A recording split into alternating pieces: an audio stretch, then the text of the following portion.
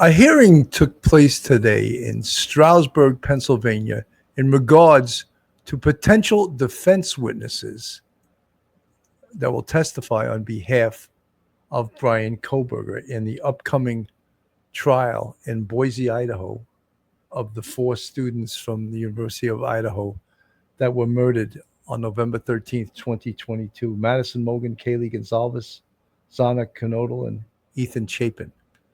A Pennsylvania judge has ordered 3 witnesses to travel to Idaho to testify this summer Bryan Kohberger's upcoming murder trial. We know this summer means August 18th. Kohberger is charged with the brutal murders of 4 University of Idaho students found stabbed to death in their off-campus home on November 13th, 2022. He faces a potential death sentence if convicted of killing Madison Mogen, Zana Knodel, Ethan Chapin, and Kaylee Gonzalez. On Monday, the 3 witnesses appeared before Judge Arthur Zulik without attorneys to voice their objections to being called to testify across the country.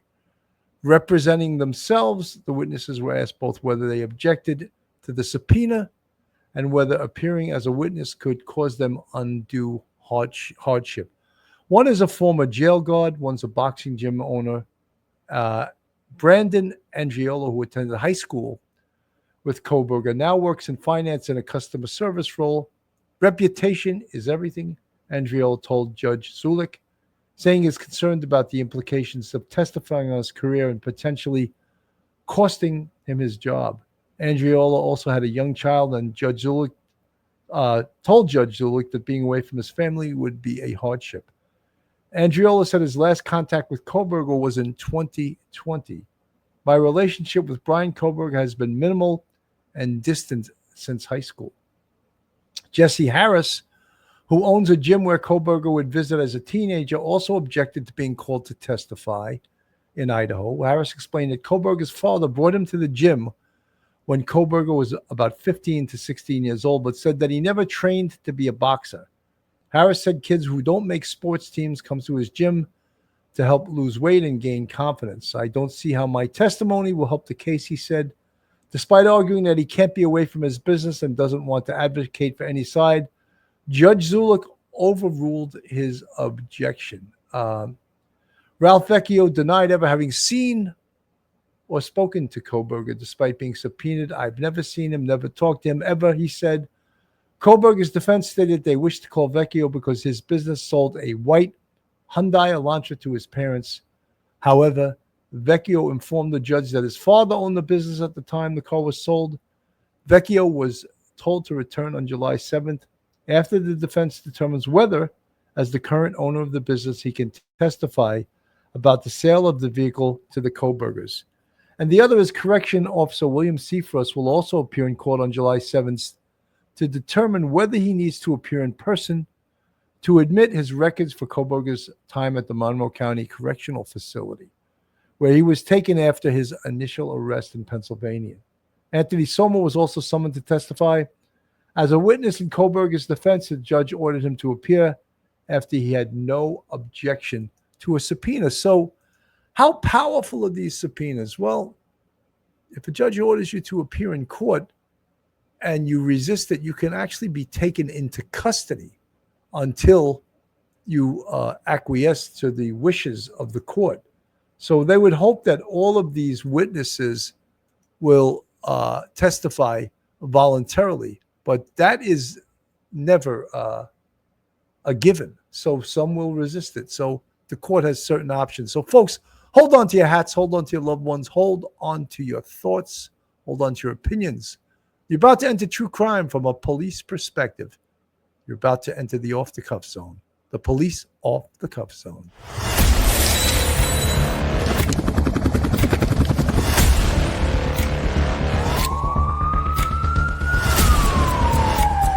There has to be some common sense. They were the ones who called 911 to get him help, and now they're calling for change.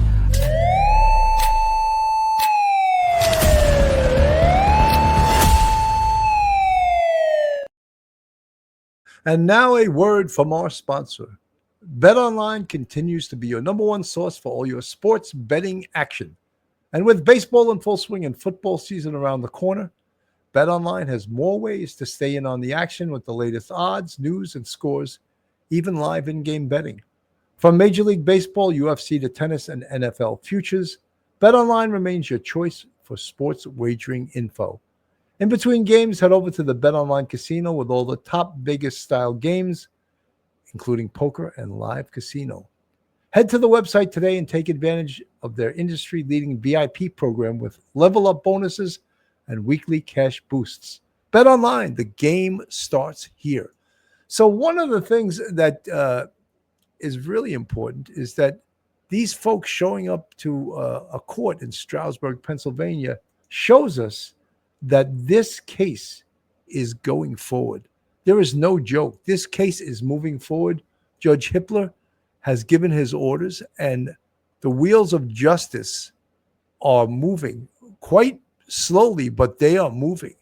And today's hearing was evidence of that. I'm going to play this from NBC News. Today in Pennsylvania, a group of potential witnesses appeared in a court hearing to find out if they need to travel to Idaho in order to testify in Bryan Kohberger's quadruple murder trial. Kohberger is the suspect charged with killing 4 University of Idaho students nearly 3 years ago. Well, now jury selection in that highly anticipated case is set to begin a little bit later on this summer, and that's after the defense's motion to delay it was denied. NBC News correspondent Stephanie Gosk joins me with the latest. Stephanie, what do we know about these witnesses?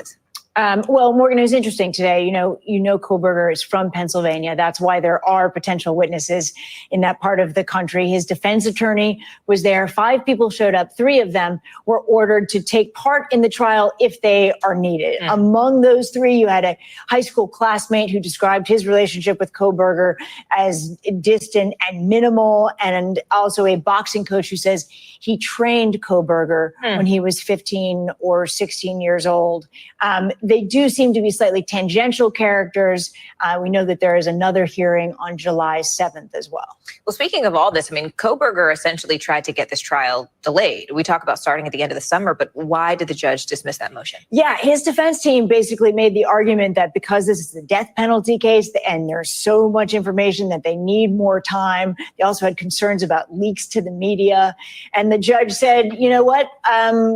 I'm not going to delay it. It has taken long enough. In fact, putting out a ruling saying this court is not willing to continue the trial indefinitely to allow the defense team to embark on a fishing expedition. So some pretty tough words there from the judge on the request to delay, which was denied. Speaking of fishing, it's interesting. I remember hearing the defense really make quite a big to-do over the fact that there could be other suspects, that, wait a minute, you got the wrong guy. They kind of tried to throw the scent to other people. What happened to that?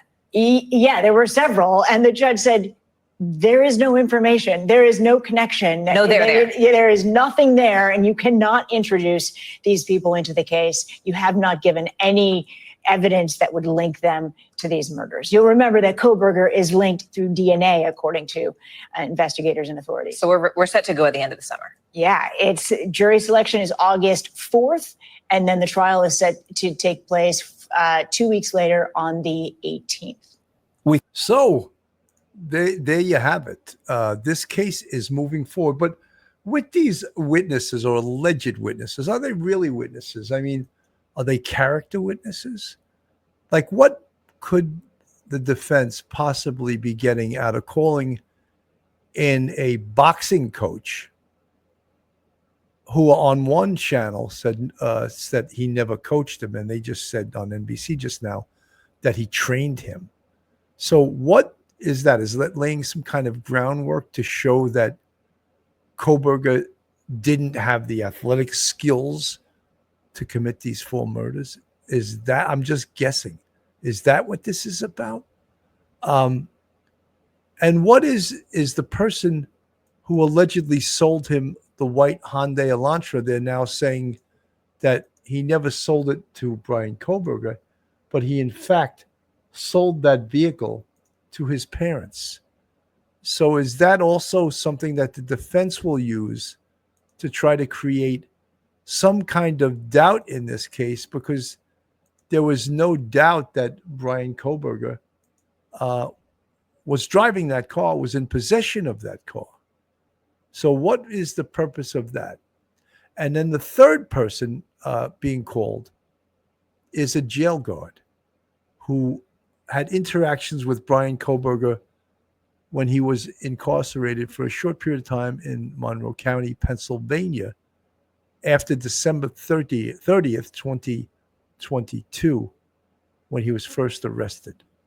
So these witnesses seem to be reluctant witnesses. What do I mean by that? They do not want any part of this.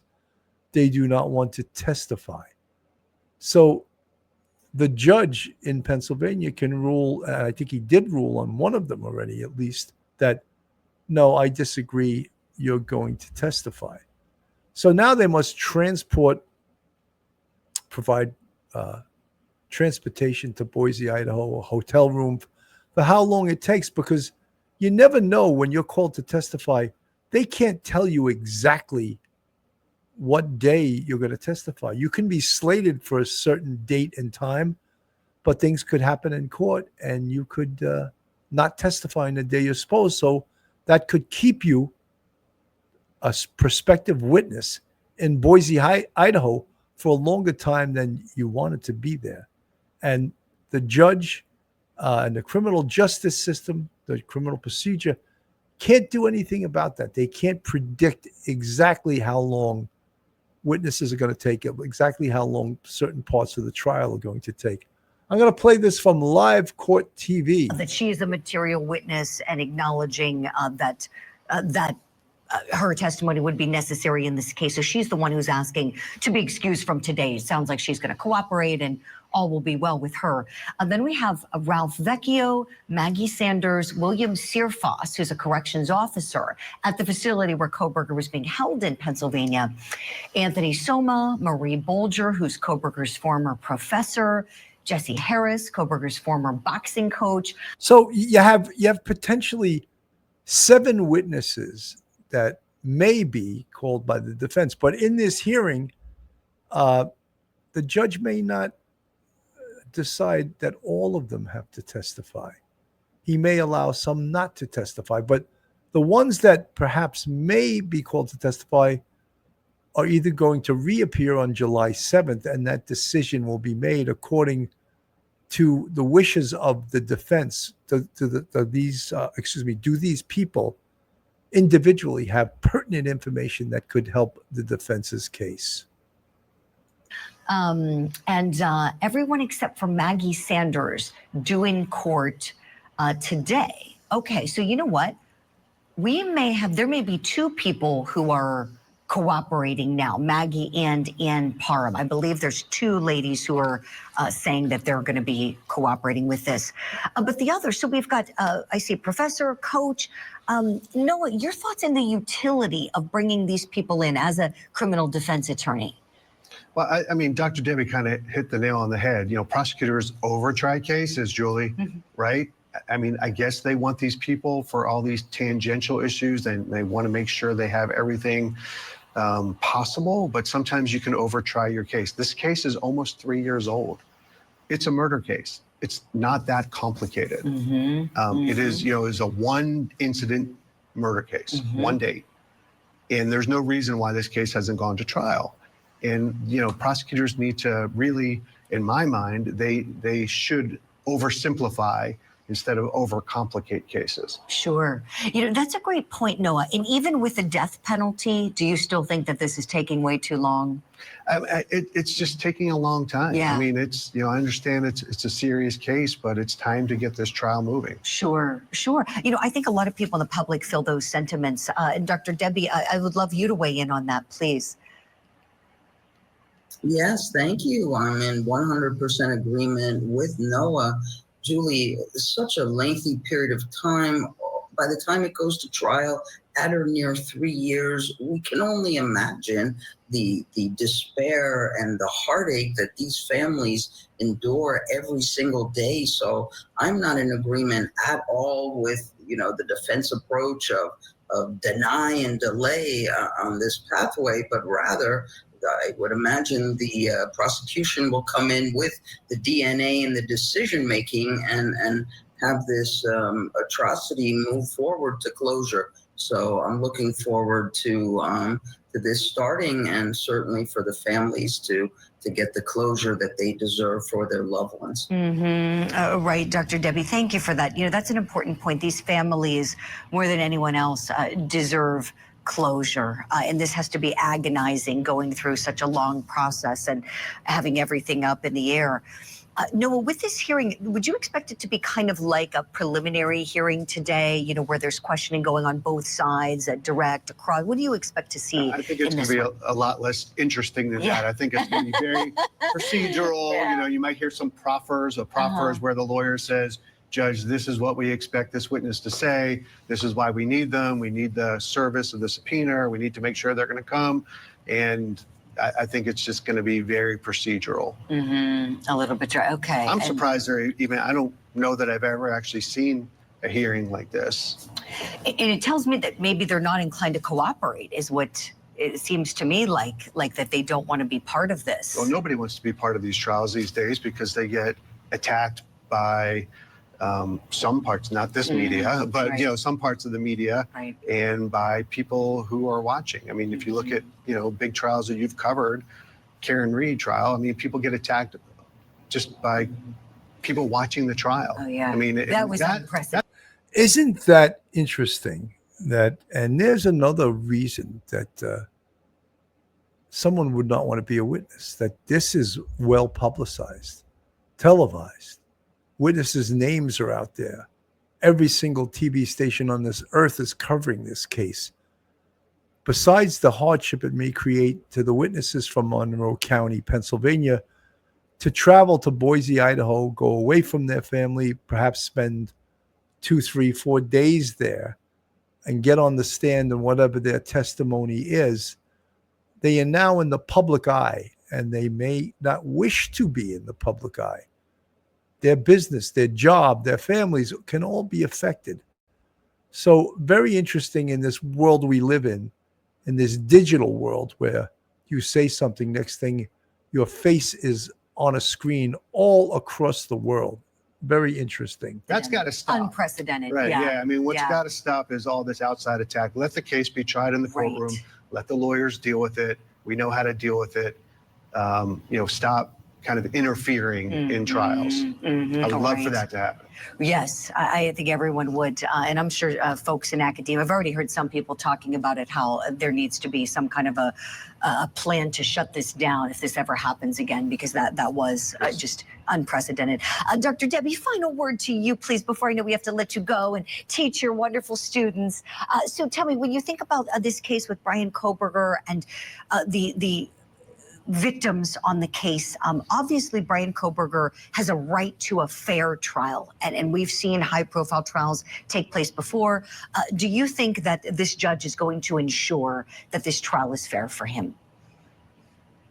Absolutely, Julie, 100%. Fairness, just in totality, is at the spotlight and at the center, and I think we will see that happen. It's interesting that can he get a fair trial? And you know something, of course he can. You know, and numerous issues have been raised. Of course, the publicity that has followed this trial, right?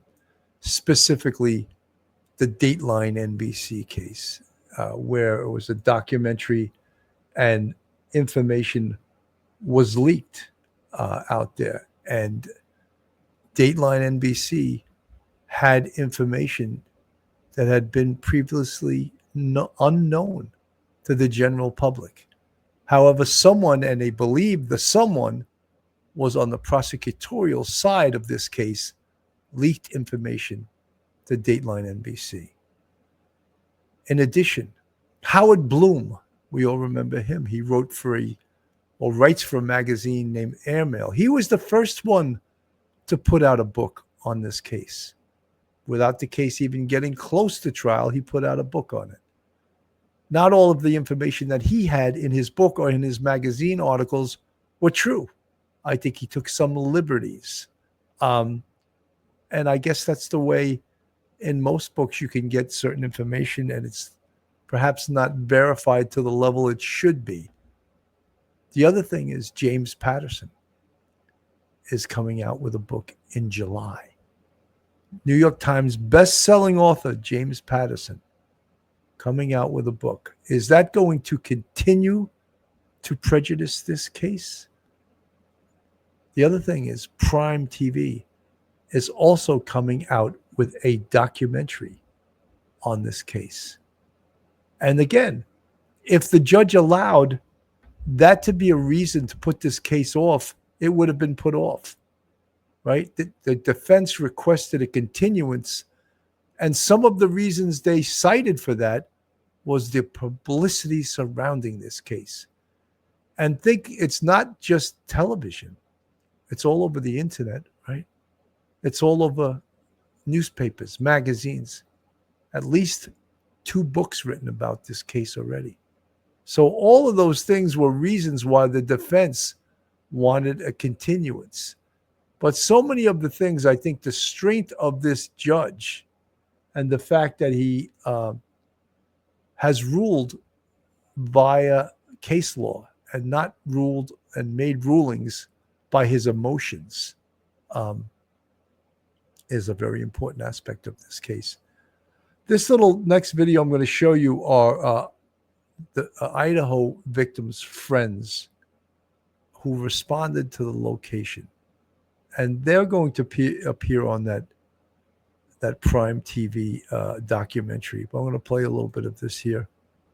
Now you see the world in pure innocence, and that all gets ripped away from you in one phone call. That's just the day that changed it all. This morning, for the first time, the best friends of Ethan Chapin and Xana Kernodle speaking out about that November day when they discovered Ethan, Xana, Kaylee Gonzalez, and Madison Mogan brutally murdered in an off-campus home. I don't think anyone expects anything like that ever in their life to happen. Hunter Johnson and his girlfriend Emily Allant now telling their story in a new Prime Video docuseries, One Night in Idaho, The College Murders. We were a big group of friends. Why would you target those 4? Emily says she and Xana were inseparable. We were attached at the hip probably the first day that we met. Yeah, we just clicked immediately. We were same personalities, I feel like. I love it when people talk about Ethan and Xana sort of being like male and female versions of each other. Oh, it's very much true. They were the same person. Hunter and Emily say the fall weekend started like any other with a big football game. The friends snapping this photo that Saturday. It was a normal weekend for us, just hanging out with our friends. The next morning, Emily says Dylan, one of the surviving roommates, called her concerned, asking her and Hunter to come over. In the documentary, you tell the story of really not feeling alarmed when Dylan called you. I joked around with her on the phone. You know, it's something you would never expect. It's November, so I had shorts on, slides on. Like, I wasn't prepared to obviously stay there. I was just going over to check, see what's going on. I would say as soon as you get there, you know something's wrong. Hunter was the first person to arrive to King Road to discover what happened. Their friend Josie Louderin, who was also there, describing the moments in the docuseries. As soon as I stepped in the house, I was like, oh, something is so not right. Like, you could feel it almost.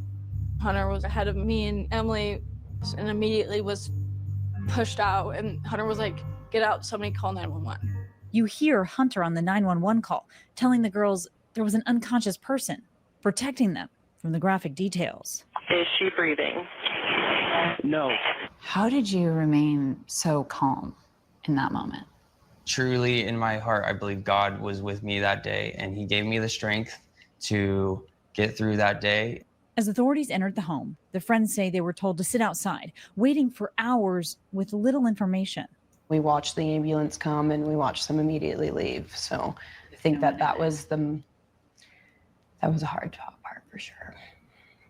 That second you realize there's no one to be saved. Right. Their best friends inexplicably murdered. Not knowing who was responsible or why, they feared for their own safety. We just left to get away, be safe. Yeah. Is our You didn't mindset. feel safe? No. In the nearly 7 weeks it took police to arrest a suspect, Emily, Hunter, and surviving roommates Dylan and Bethany became the targets of online sleuths and social media attacks. Lots of threats, people saying I should confess to murdering them. I felt like I was less than a person in that point in my life. On December 30th, 2022, police arrested then 28-year-old Bryan Kohberger. To Emily and Hunter, he was a complete stranger. The murder trial set to begin in August. His attorneys say he's innocent. Does justice lie in a conviction? I don't think there's gonna ever be any justice. I mean, yeah, we can have justice for the conviction of it, but I don't get to still hang out with Ethan. So They still don't get to. they don't Be have a with their son. They don't child. have a daughter anymore. They say they hope people remember who their friends were beyond the headlines.